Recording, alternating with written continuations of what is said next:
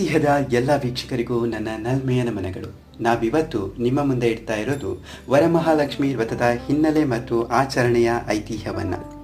ಲಕ್ಷ್ಮೀ ದೇವಿಯು ಸಮುದ್ರ ಮಂಥನದಿಂದಲೇ ಆವಿರ್ಭವಿಸಿದ್ದು ಕ್ಷೀರಸಾಗರದಿಂದ ಅವತರಿಸಿದಳೆಂದು ಹೇಳಲಾಗಿದೆ.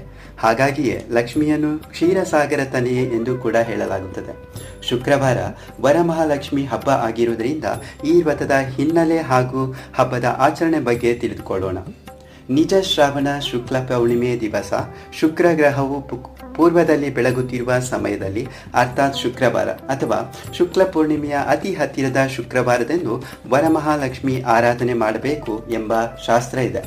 ಕಾರಣಾಂತರಗಳಿಂದ ಆ ದಿನದಂದು ವ್ರತವನ್ನು ಮಾಡಲಾಗದಿದ್ದವರು ನವರಾತ್ರಿಯ ಶುಕ್ರವಾರದಂದು ಕೂಡ ಮಾಡಬಹುದು.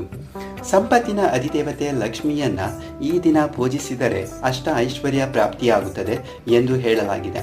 ಈ ಹಿನ್ನೆಲೆಯಲ್ಲಿ ವರಮಹಾಲಕ್ಷ್ಮಿ ಹಬ್ಬವನ್ನು ಶುಕ್ರವಾರ ಎಲ್ಲೆಡೆ ಆಚರಿಸಲಾಗುತ್ತಿದೆ. ಲಕ್ಷ್ಮೀ ದೇವಿಯನ್ನ 8 ರೂಪಗಳ ಸಂಪತ್ತಿಗೆ ಹೋಲಿಕೆ ಮಾಡಲಾಗಿದ್ದು, ಜ್ಞಾನ, ಐಶ್ವರ್ಯ, ಸುಖ, ಆರೋಗ್ಯ, ಧನ, ಧಾನ್ಯ, ಜಯ, ವಿಜಯ ಇವುಗಳನ್ನು ಲಕ್ಷ್ಮಿಯ ಲಕ್ಷಣಗಳೆಂದು ಹೇಳಲಾಗಿದ್ದು, ವರಮಹಾಲಕ್ಷ್ಮಿ ವ್ರತವನ್ನಾಚರಿಸಿದರೆ ಜ್ಞಾನ, ಐಶ್ವರ್ಯ, ಸುಖ, ಆರೋಗ್ಯ, ಧನ, ಧಾನ್ಯ, ಜಯ, ವಿಜಯಗಳೆಂಬ ಅಷ್ಟ ಐಶ್ವರ್ಯ ಪ್ರಾಪ್ತಿಯಾಗುತ್ತದೆ ಎಂಬುದು ನಂಬಿಕೆ.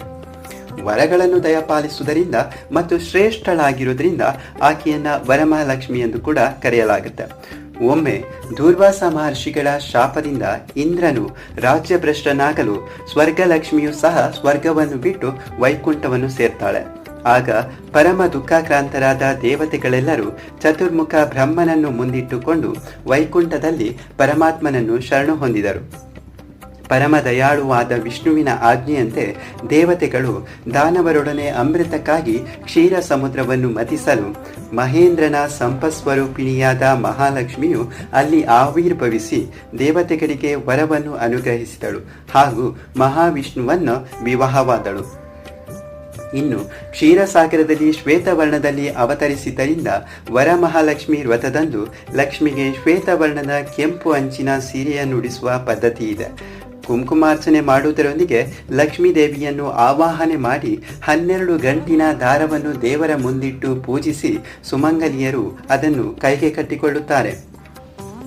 ನಿತ್ಯ ಶುದ್ಧ ಬುದ್ಧ ಮುಕ್ತ ಸ್ವರೂಪಳು ನಿತ್ಯ ಸಿದ್ಧಳು ಆದ ಈ ಮಂಗಲ ದೇವತೆಯನ್ನು ಮಹಿಮೆಯನ್ನು ವರ್ಣಿಸುವ ಶಾಸ್ತ್ರಗಳಲ್ಲೇ ಆಕೆಯನ್ನು ಕ್ಷೀರ ಸಮುದ್ರ ಸಂಭವೆ, ಸಮುದ್ರ ರಾಜನ ಪುತ್ರಿ, ಚಂದ್ರನ ತಂಗಿ, ಯಜ್ಞಕುಂಡದಲ್ಲಿ ಉದ್ಭವವಾದವಳು, ಕಮಲದಲ್ಲಿ ಆವಿರ್ಭವಿಸಿದವಳು ಇತ್ಯಾದಿ ಅಭಿಪ್ರಾಯಗಳನ್ನು ಕಾಣುತ್ತೇವೆ. ವರಮಹಾಲಕ್ಷ್ಮಿ ವ್ರತವನ್ನು ಅತ್ಯಂತ ಮಹತ್ವದ ಮತ್ತು ಶಕ್ತಿಯುತವಾದ ಆಚರಣೆ ಎಂದು ಪರಿಗಣಿಸಲಾಗಿದೆ. ಏಕೆಂದರೆ ಶಿವನು ಪಾರ್ವತಿ ದೇವಿಗೆ ಈ ವ್ರತ ಮಾಡಲು ಇದರ ಪ್ರಾಮುಖ್ಯತೆ ಬಗ್ಗೆ ಹೇಳಿದ್ದಾನೆ. ವರಮಹಾಲಕ್ಷ್ಮಿ ವ್ರತವನ್ನು ಮಾಡುವ ಜನರು ಎಲ್ಲ ರೀತಿಯ ನೋವು ಮತ್ತು ದುಃಖಗಳಿಂದ ಮುಕ್ತರಾಗುತ್ತಾರೆ ಮತ್ತು ವಿಷಯವನ್ನು ಅನುಭವಿಸುತ್ತಾರೆ. ಅಲ್ಲದೆ ಭಕ್ತರ ಜೀವನ ಮತ್ತು ಮನೆಯಲ್ಲಿ ಸಾಮರಸ್ಯ ಮತ್ತು ಶಾಂತಿ ಮೇಲುಗೈ ಸಾಧಿಸುತ್ತದೆ. ವ್ರತ ಮಾಡುವವರು ಬೆಳಿಗ್ಗೆ ಎದ್ದು ಮಂಗಲ ಸ್ನಾನ ಮಾಡಿ ಪೂಜಾ ಸ್ಥಳವನ್ನು ಸ್ವಚ್ಛಗೊಳಿಸಿ ಬಾಳೆಕಂದು ಮಾವಿನ ಎಲೆಗಳಿಂದ ಸಿಂಗರಿಸುತ್ತಾರೆ. ಅಷ್ಟದಳ ಪದ್ಮದ ರಂಗೋಲಿ ಹಾಕಿ ಅದರ ಮೇಲೆ ಕಲಶ ಸ್ಥಾಪಿಸಬೇಕು.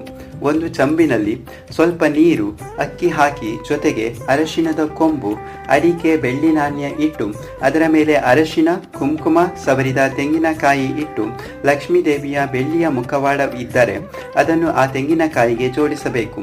ಮುಖವಾಡದ ಬದಲು ಅರಶಿಣದಲ್ಲಿ ಲಕ್ಷ್ಮೀ ದೇವಿಯ ಚಿತ್ರವನ್ನು ಬಿಡಿಸುತ್ತಾರೆ.